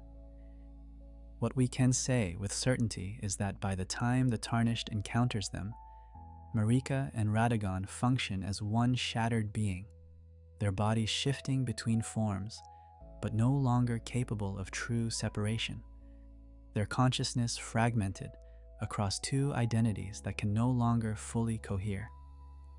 Whether this has always been their state, or represents the final stage of a process of merger or dissolution, whether they experience this as shared consciousness, or divided awareness, or something beyond mortal comprehension, these questions may have no answers, because the nature of divine consciousness may simply be incomprehensible to beings whose identity is stable and singular. The philosophical implications extend beyond Marika and Radagon themselves. Their condition suggests that identity is not fixed or essential, but malleable, that the boundaries between self and other can blur or dissolve under sufficient pressure, that what we think of as individual personhood might be contingent rather than fundamental. In a world where magic can reshape bodies and souls, where outer gods can inhabit mortal forms, where death itself is negotiable and rebirth possible, perhaps the firm distinction between one person and another is merely a convention rather than a metaphysical necessity. Radagon's existence challenges our assumptions about authenticity and performance, about whether feelings can be genuine if the person experiencing them is not fully individuated, about whether love requires separate identity, or whether one being can truly love itself through the mediation of apparent otherness. These questions have no comfortable answers, but they resonate through the lore of Elden Ring, a game deeply interested in the instability of identity, in the ways power transforms those who wield it, in the costs of achieving the kind of immortality and authority that gods possess. The children of Radagon, whether born of his union with Rennala or his merger with Marika, carry within them the contradictions of their father's nature, the conflicts between different forms of power and different visions of order, and each has been shaped profoundly by the heritage they received and the absence or presence of the father who gave them that heritage. These demigods and Empyreans represent some of the most significant figures in the lands between, and understanding them requires understanding how Radagon's dual nature and divided loyalties influenced their development and their choices. Malenia, Blade of Miquella, embodies both the greatest achievement and the most profound failure of Radagon and Marika's union. Born an Empyrean, chosen by the Two Fingers as a potential successor to Marika, blessed with tremendous combat prowess and unwavering will, she should have been the perfect product of divine self-replication. Yet she was cursed from birth with the Scarlet Rot, an affliction associated with an outer god that exists entirely outside the Golden Order's authority, a corruption that slowly consumes her body despite all her strength and all her determination. Radagon's fundamentalism could not cure her, Marika's divine power could not cleanse her, and so Malenia learned to fight with the rot rather than against it, to use her affliction as a weapon, to bloom with scarlet flowers that bring death to everything they touch. Her absolute loyalty to her twin brother, Miquella, her willingness to wait eternally for his return, her refusal to accept defeat even when consumed by rot and madness, these qualities echo Radagon's own capacity for unwavering dedication to duty and to those he serves. But where Radagon's loyalty was to abstract order, to the Golden Order itself, Malenia's devotion focuses on one person, on the brother who tried to cure her affliction, who promised her healing and never delivered it, who disappeared and left her waiting the Erdtree with only duty to sustain her. In this way, she surpasses her father. Her loyalty remains personal rather than institutional, focused on love for a specific being rather than abstract commitment to principle. Miquella the Unalloyed, Malenia's twin, inherited tremendous intellect and the ability to compel affection in others, to make himself beloved not through deliberate charm, but through the simple fact of his existence, a charisma so profound it borders on mind control. Yet he, too, was cursed. Eternal childhood, a body that would never age, never achieve the maturity that might allow him to fully exercise his Empyrean power. He attempted to cure his sister's rot and his own stagnation through sorcery and divine experimentation, creating the unalloyed gold that could resist outer god influence, growing the Erdtree as an alternative to the Erdtree, seeking solutions outside the Golden Order's framework because the Order had failed to provide them. Miquella's ultimate fate, his disappearance into his own Erdtree, his mysterious absence during the shattering, his cocoon implying transformation or hibernation or escape, mirrors Radagon's own tendency toward scholarly withdrawal, toward seeking answers in study and experimentation rather than direct action. But where Radagon's fundamentalism sought to strengthen the existing order, Miquella's work aimed at creating alternatives, at finding ways to heal afflictions the Golden Order could not address, at building new systems rather than perfecting old ones. In this, he represents what Radagon might have become if he had possessed the freedom to question, rather than the duty to defend. The children of Radagon and Rennala, Ranni, Radahn, and Rykard, each bear both their parents' gifts and the scars of their father's abandonment. Ranni's cold determination to escape divine control, to murder her own Empyrean flesh, and exist as a doll, rather than submit to the fate the Two Fingers chose for her, demonstrates a will that might have come from either parent, but a direction entirely her own. She loved her father once, we can infer from the way she protects her mother and speaks of her family. But that love transformed into understanding, that even family cannot be trusted when cosmic forces are in play, that freedom requires rejection of all divine authority, including that exercised by parents. Radahn's decision to hold back the stars, freezing the cosmic fate written in constellations, represents perhaps the most direct opposition to Radagon's philosophy.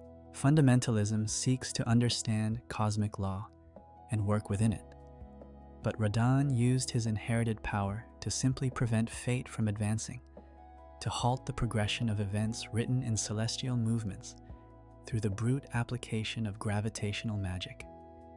His eventual fate, mind destroyed by scarlet rot, reduced to a feral beast wandering the Kaled wastes, honored by his soldiers who hold a festival of combat in his name, shows the cost of such opposition. Even the mightiest warrior cannot indefinitely hold back the cosmos, and when his strength finally fails, the stars will fall and fate will advance, and all his resistance will prove to have been merely delay. Rykard's transformation into the god-devouring serpent represents the most extreme rejection of everything Radagon stood for. Where fundamentalism seeks to preserve and perfect divine order, Rykard pursued a path that would consume all gods, digest them, end the age of their dominion through the simple expedient of eating them. His blasphemy is absolute and unapologetic, and yet it springs from a kind of logical extension of his father's scholarly approach. If gods can be understood, if their power can be systematized, then perhaps they can also be consumed, their authority literally incorporated into a new form that transcends their individual limitations. All these children, shaped by Radagon's heritage and marked by his presence or absence, pursue paths that diverge from the Golden Order he defended. None of them accept the world as given. None embrace the eternal, unchanging order fundamentalism promises. None subordinate their will to cosmic authority without resistance. In this, they honor their father not by imitating him, but by taking the gifts he gave them: strength, intelligence, divine potential, and using them to pursue their own visions, to resist the very forces he served, to become more fully themselves than he was ever allowed to be. The tragedy is that none of them succeed completely. Malenia waits eternally for a brother who may never return, her body consumed by the rot she tried to resist. Miquella disappears into transformation that may never complete. Ranni achieves her freedom, but at the cost of her flesh and warmth, existing as an animated doll on a path to cold stars.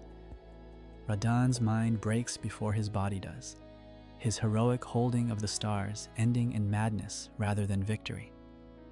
Rykard becomes the serpent he fed himself to, his identity dissolved in endless hunger. Each of them inherited both blessing and curse from their father, and each found that divine heritage offers power but never peace, potential but never fulfillment, greatness but never happiness.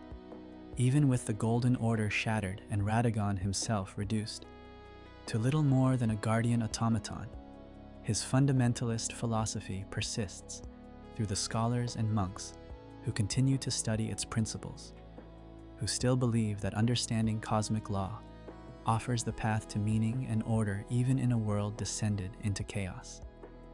These fundamentalists, scattered across the lands between or gathered in enclaves where they attempt to preserve and extend their master's work, represent both the enduring power of Radagon's ideas and the limitations of philosophy when divorced from the power structures it was designed to support.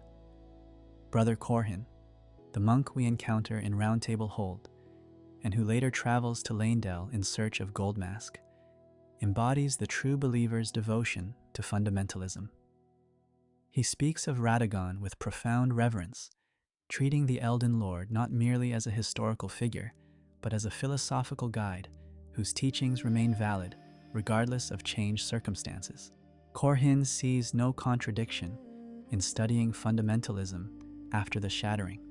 To him, the principles Radagon discovered are eternal truths about reality itself, and the fact that the order built on those principles has fallen only means that the order was imperfectly implemented, not that the principles themselves are flawed.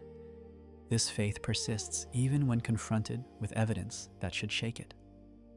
When Corhin discovers that Radagon is Marika, that the Elden Lord he revered and the God Queen who shattered the ring are the same being, his understanding of fundamentalism fractures, but does not break entirely. The revelation challenges the foundations of what he believed. If Radagon and Marika are one, if the defender of the order and its destroyer are identical, then what does that mean about the order itself, about the possibility of absolute law, about the very principles fundamentalism claims to express? Goldmask, the legendary fundamentalist scholar, pursues a different response to the order's failure. Rather than clinging to established interpretations, he seeks to perfect fundamentalism itself, to identify the flaw in the Golden Order that allowed it to be shattered, and develop a solution that would create a truly perfect order, immune to divine caprice and mortal weakness. His research leads him to a profound conclusion. The problem with the Golden Order was not its principles but its gods. Not the laws themselves, but the beings who wielded them. For gods possess will and agency, and the capacity to change their minds. And these qualities make any order built around divine authority fundamentally unstable. Goldmask's proposed perfect order, Mending Rune, embodies this insight.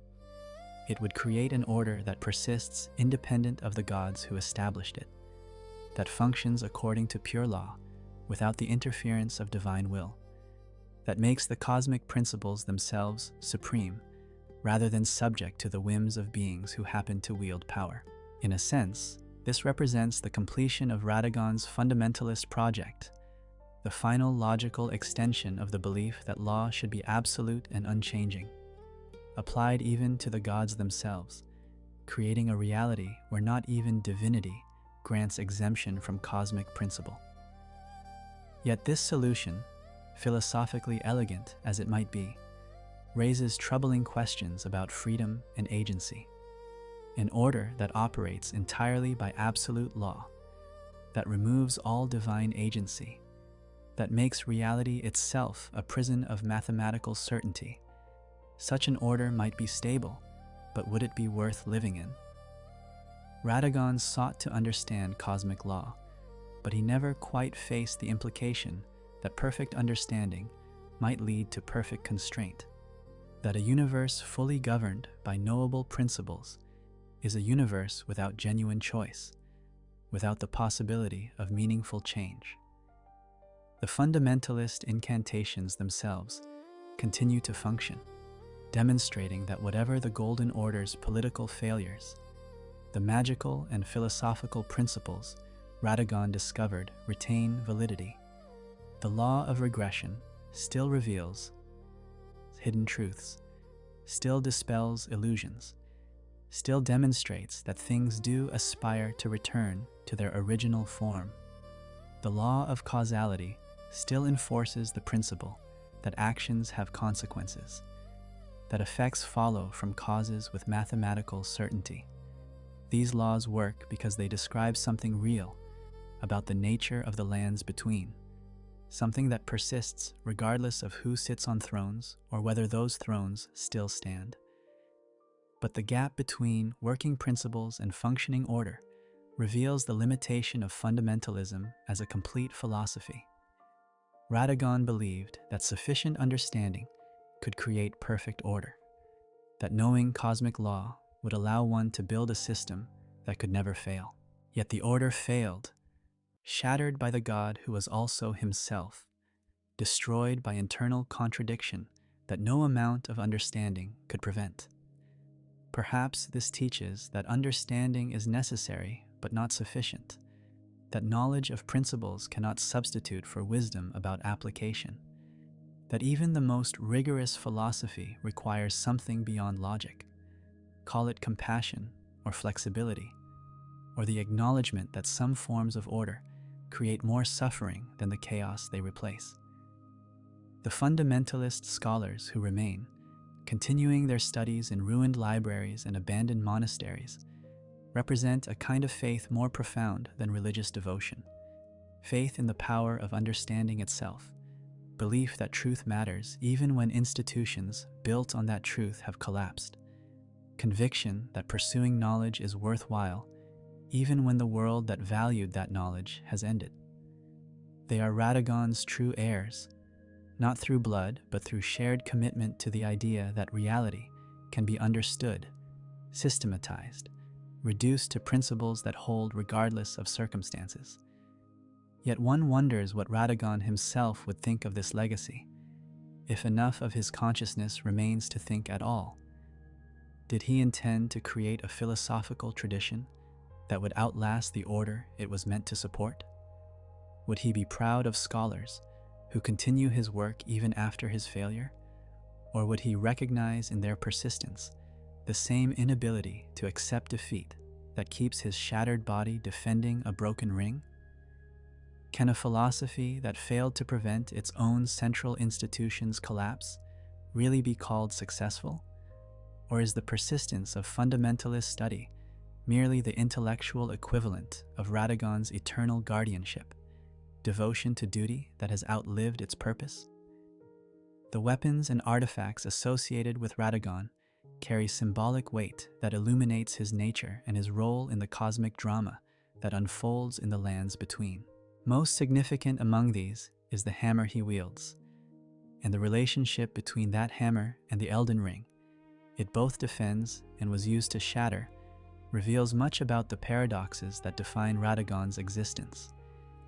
The hammer itself is not merely a weapon, but a tool of creation and destruction, of building and breaking, of enforcement and rebellion. In Marika's hands, this hammer shattered the Elden Ring, striking at the cosmic order with enough force to break what should have been unbreakable, to end what was meant to be eternal.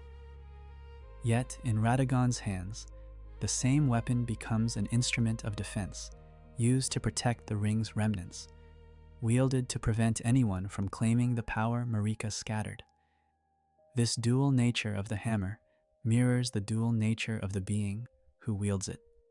Marika and Radagon, destroyer and defender, united in one body but divided in purpose. The fundamentalist incantations that Radagon developed often manifest as geometric patterns of golden light, mathematical precision made visible, cosmic law given tangible form. When he fights, he summons these patterns around himself, creating barriers of pure order, launching projectiles that follow perfect arcs, generating shockwaves that propagate according to mathematical principles. This aesthetic of perfect geometry, of mathematical beauty, of form following the logical necessities of cosmic law, it stands in stark contrast to the chaos of the shattering, to the broken pieces of the ring floating in impossible configurations, to the fundamental disorder that defines the world after Marika's rebellion. The Elden Ring itself, even shattered, remains the most potent symbol in the game's cosmology. It represents the fundamental ordering principles of reality, the cosmic law that governs not merely political authority, but the basic structure of existence in the lands between. Its great runes, scattered among the demigods, retain tremendous power even in fragmentation, suggesting that cosmic law does not simply cease when institutional order collapses, that the principles the ring embodied persist even when the ring itself is broken. Radagon's attempts to repair the ring represent perhaps the most profound expression of fundamentalist faith, the belief that understanding cosmic principles should allow one to restore what has been broken, that sufficient knowledge and application of law should be able to undo even an act of divine will. But the ring remains shattered despite his efforts, because some breaks cannot be mended through understanding alone, because Marika's will to destroy was equal to his will to repair, because they are the same being, and their conflict is internal, and thus cannot be resolved through external action. The golden threads visible in Radagon's hair, mentioned in item descriptions, suggest a being whose very substance has been infused with the power of the Elden Ring, whose physical form has been transformed by proximity to cosmic authority.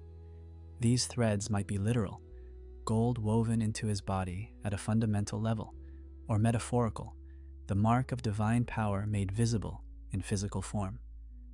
Either way, they indicate that Radagon has been changed by his role as Elden Lord and his merger with Marika, that he is no longer, if he ever was, purely the person he might have been, but has become part artifact, part symbol, part living embodiment of the principles he studied.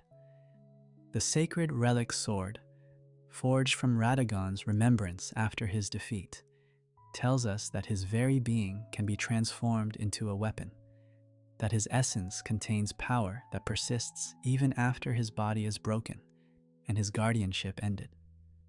This sword becomes a tool for those who defeat him, allowing them to wield something of his power, to make use of the fundamentalist principles he embodied.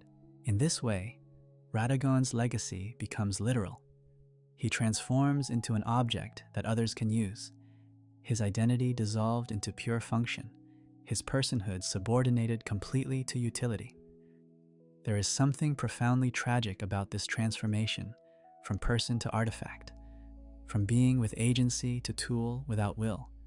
It represents the final stage of the process that began when Radagon became Elden Lord, perhaps even earlier when he first took up service to the Golden Order.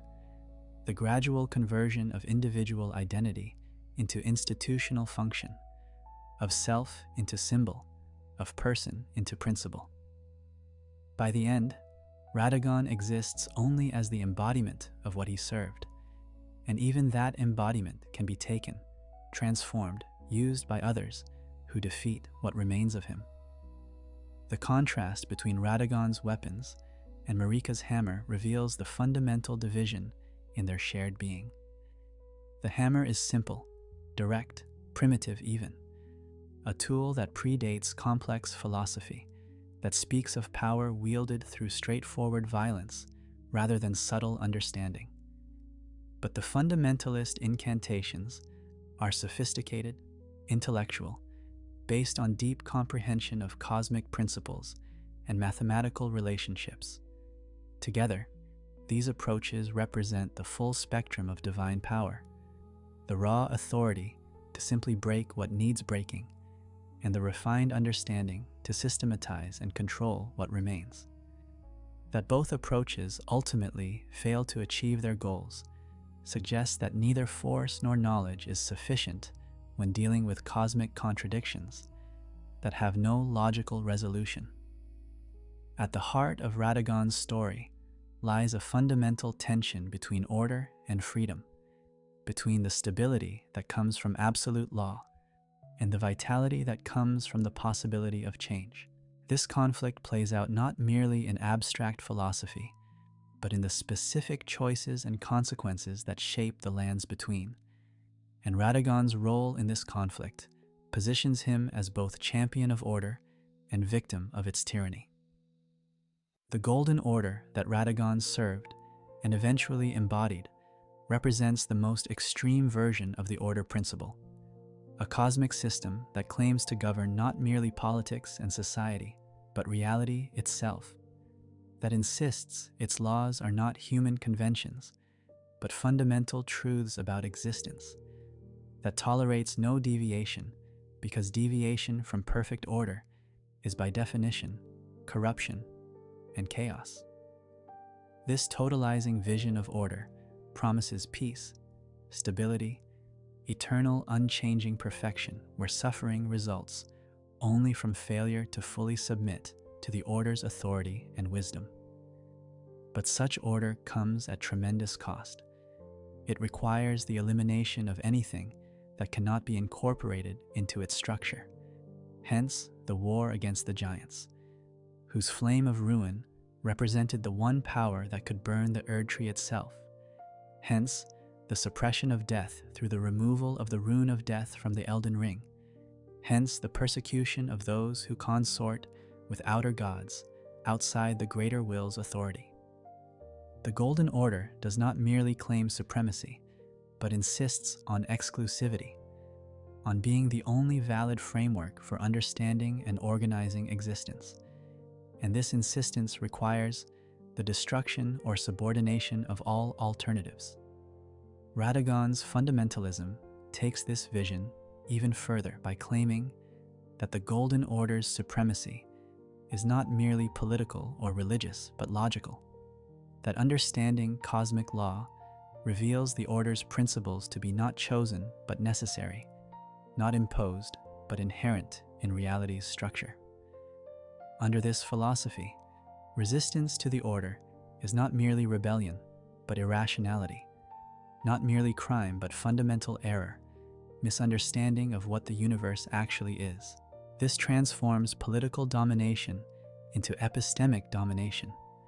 The claim that the Order is not just powerful, but correct, not just victorious, but true.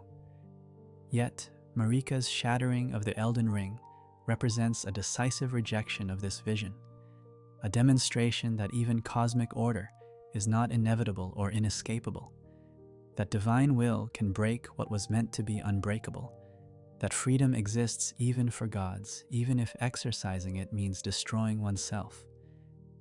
In this act, Marika chose chaos over tyrannical order, chose the possibility of change over the guarantee of stagnation, chose freedom even though freedom meant suffering and war and the collapse of everything the order had built. Radagon's response, his desperate attempt to repair what Marika shattered, his eternal defense of the broken ring, represents the order principle taken to its logical extreme.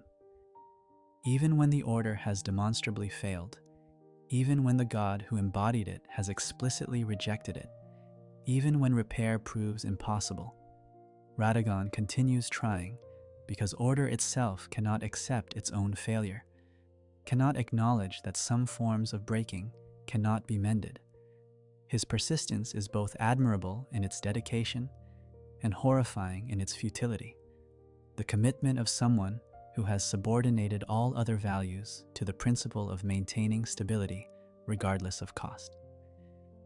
This conflict between order and freedom plays out in the lives of Radagon's children as well. Ranni chooses freedom over divine destiny, murdering her own flesh to escape the fate the Two Fingers chose for her, pursuing a path that leads away from all outer gods and their imposed order. Miquella attempts to create alternative order, growing the Erdtree as a rival to the Erdtree, developing unalloyed gold to resist outer god influence, seeking solutions that would provide healing and stability without requiring submission to the greater will's authority. Even Radahn's holding of the stars represents a kind of freedom, the choice to prevent fate from advancing, to freeze cosmic destiny and maintain the present moment indefinitely through sheer force of will. None of these attempts succeed completely, suggesting that the conflict between order and freedom cannot be resolved through individual action, that perhaps this tension is fundamental to existence itself, that any resolution requires either accepting tyranny or embracing chaos, with all the suffering each brings. The various endings available to the Tarnished, who defeats Radagon, offer different syntheses. The Age of Stars that Ranni offers provides freedom from divine control at the cost of cold distance from the world. The Perfect Order of Goldmask provides absolute law at the cost of agency. The Frenzied Flame provides escape from suffering at the cost of existence itself. Radagon would likely have rejected all these alternatives, except perhaps Goldmask's Perfect Order, for his fundamentalism allows for only one acceptable outcome: the restoration and perfection of the Golden Order as it was meant to be, eternal, unchanging stability governed by absolute cosmic law.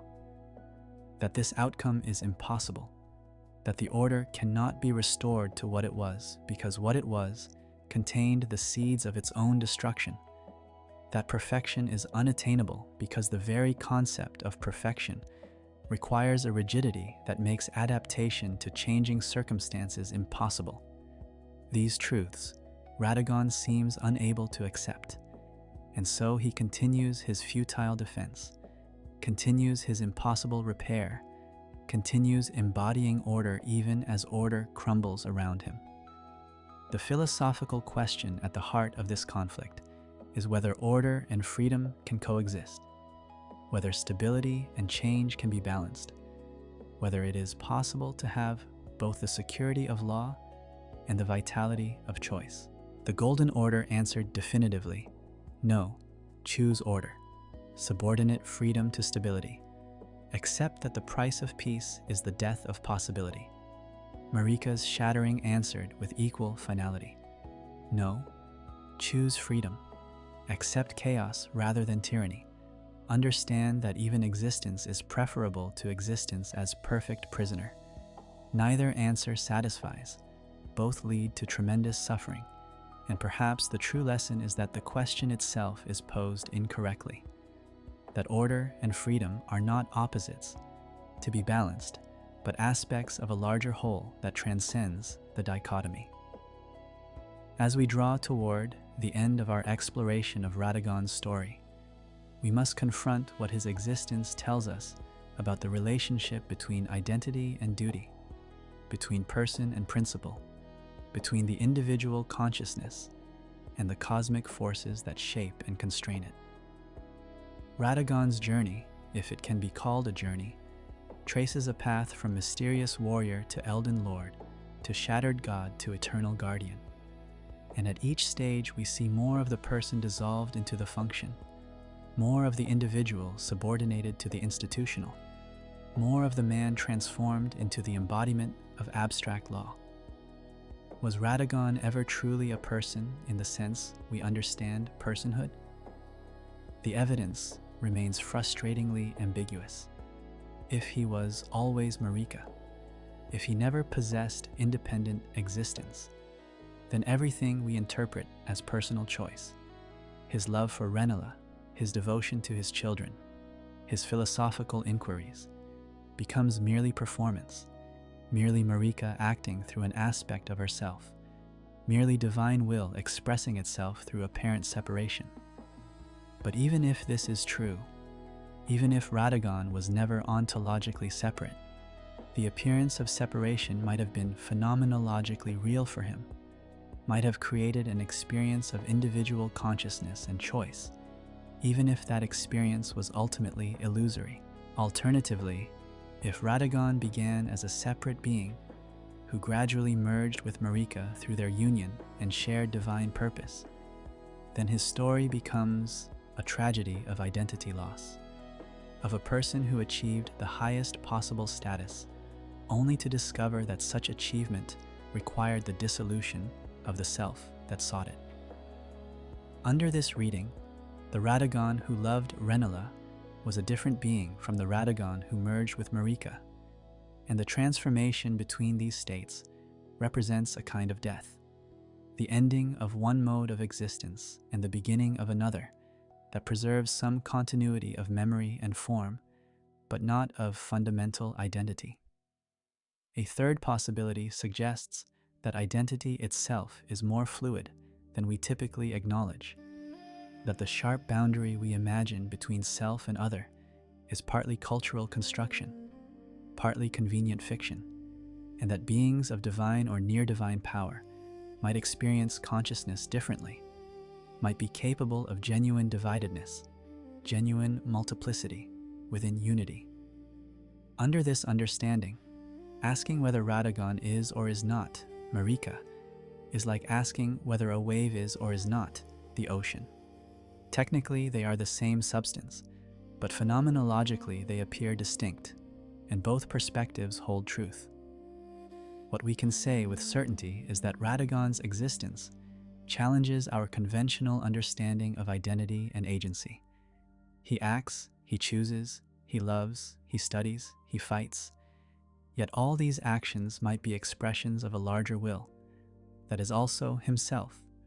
All these choices might be predetermined by a nature he did not choose and cannot escape.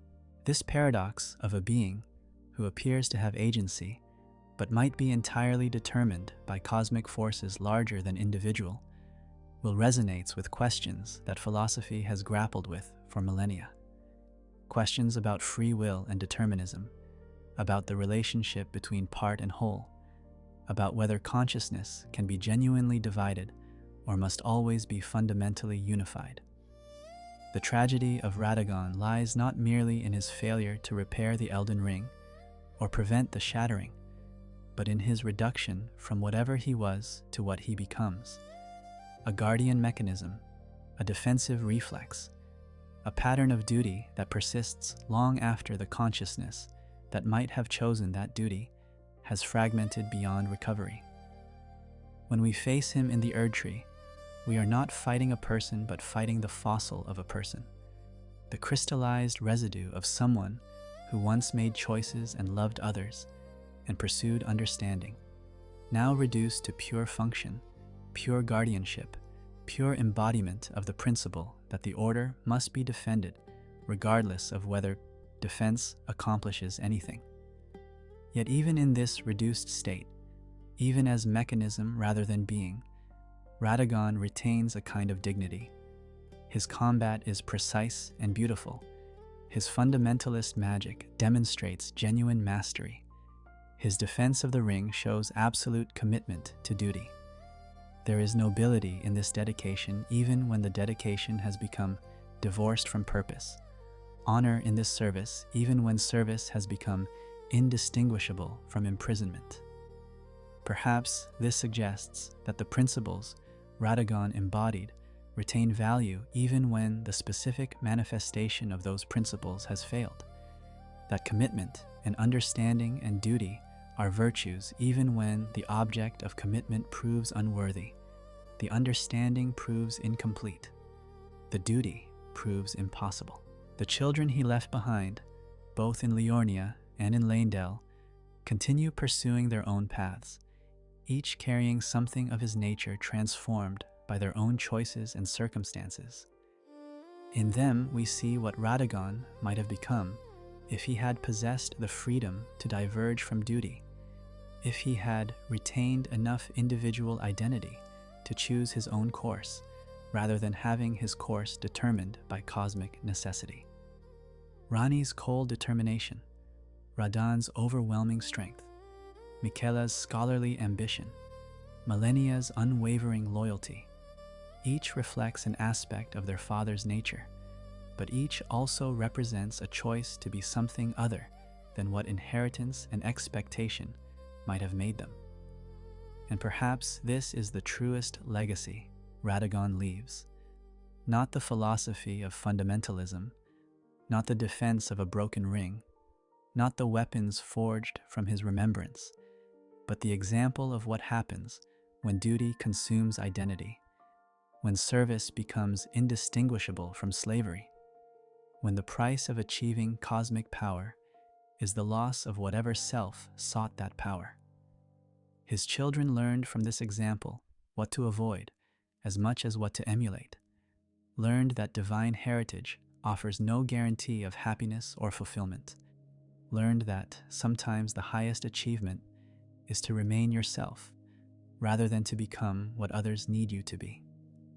In the deepest chamber of the Erdtree, where golden light fractures through broken reality and the Elden Ring hangs shattered in the air, a figure remains at eternal vigil, defending what cannot be defended, repairing what cannot be repaired, serving what cannot be saved.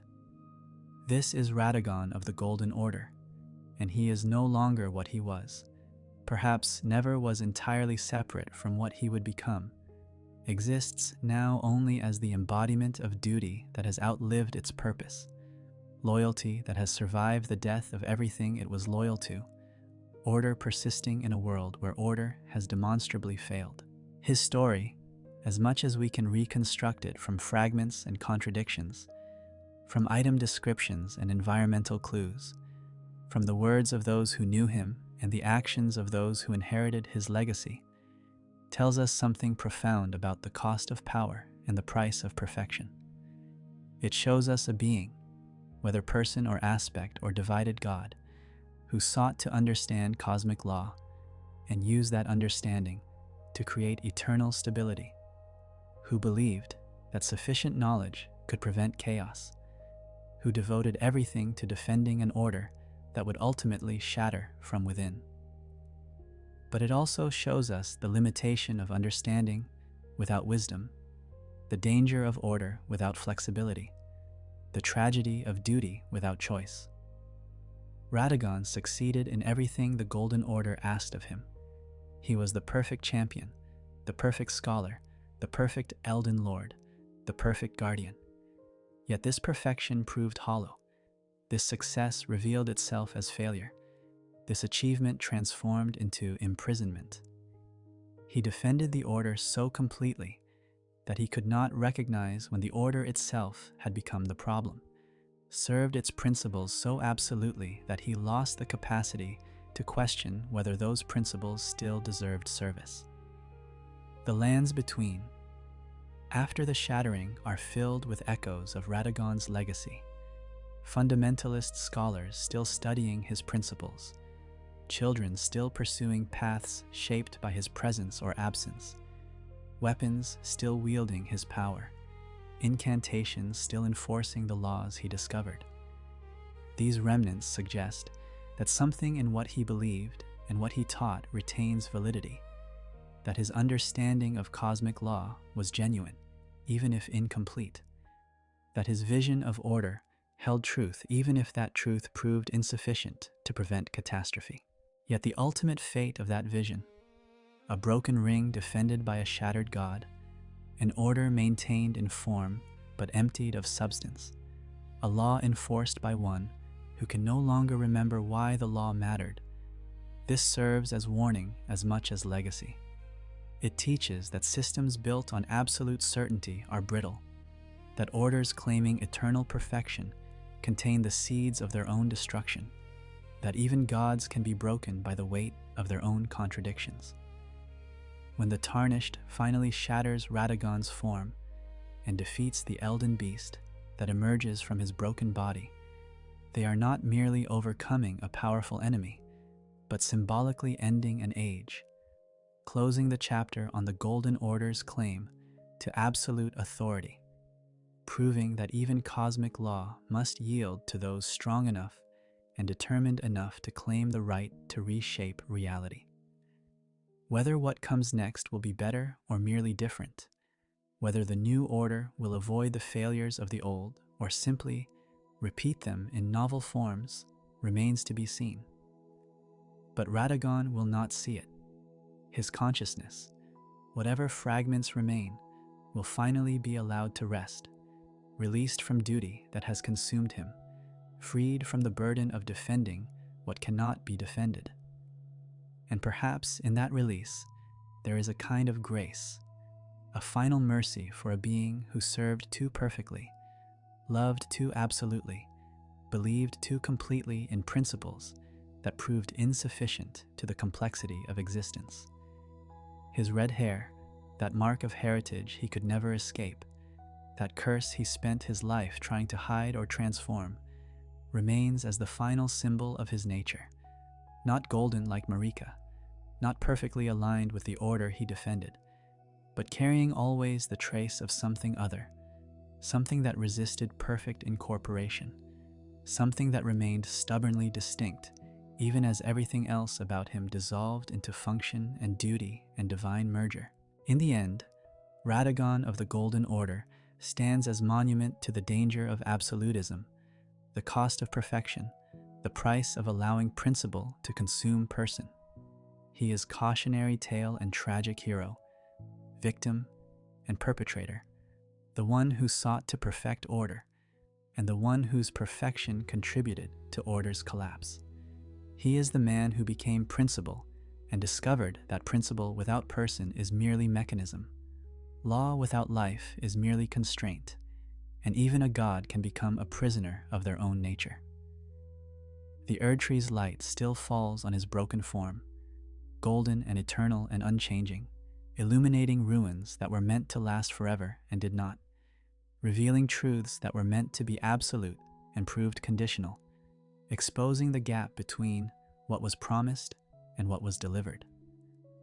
And in that light, in that gap, in that failure, we find the most profound lesson Radagon's story offers: that understanding is not enough, that power is not enough, that even divine authority and cosmic law are not enough to save us from ourselves, from our contradictions, from the fundamental instability that comes from being conscious beings, trying to impose permanent meaning on an existence that may not be designed to support such permanence.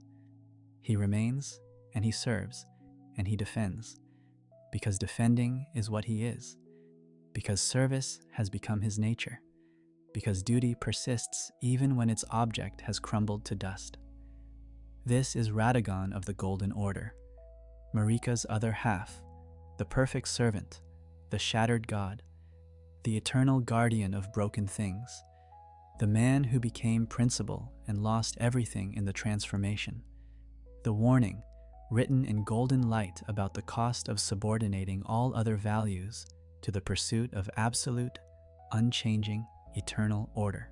And the lands between, remember him in fundamentalist incantations still practiced, in children still pursuing paths shaped by his choices, in weapons forged from his essence, in the very structure of the shattered world his defense could not preserve. He failed, but his failure illuminates truths that his success would have obscured, teaches lessons that perfection could never reveal, demonstrates through his tragedy what we risk when we seek to become more than human, or less, when we allow duty to consume identity, when we sacrifice the particular and personal and imperfect for the abstract and cosmic and absolutely pure. The golden threads in his hair still gleam, mark of his transformation, sign of his merger with forces greater than individual will. And we who encounter his story must decide what we learn from it, whether we take from his example the dedication to principle or the warning about principle's cost, whether we see in his fate aspiration or cautionary tale, whether we understand his service as noble sacrifice or terrible waste. Perhaps the answer is that it is all of these things, simultaneously, without contradiction, because reality itself is too complex for simple judgment, because beings like Radagon who exist at the intersection of divine and mortal, principle and person, duty and desire, such beings cannot be reduced to easy lessons or clear meanings. They remain forever ambiguous, forever divided, forever reflecting back to us our own contradictions, our own struggles between what we are and what we serve, between who we might be and who circumstances demand we become. And so Radagon remains at the center of the Erdtree, remains in our contemplation, remains as question more than answer, as puzzle that may have no solution, as story that teaches even through its incompleteness, its ambiguity, its refusal to resolve into comfortable clarity. He is what he is and what he is not, himself and Marika, person and principle, the man who became a god and the god who remained somehow, impossibly, tragically, eternally divided.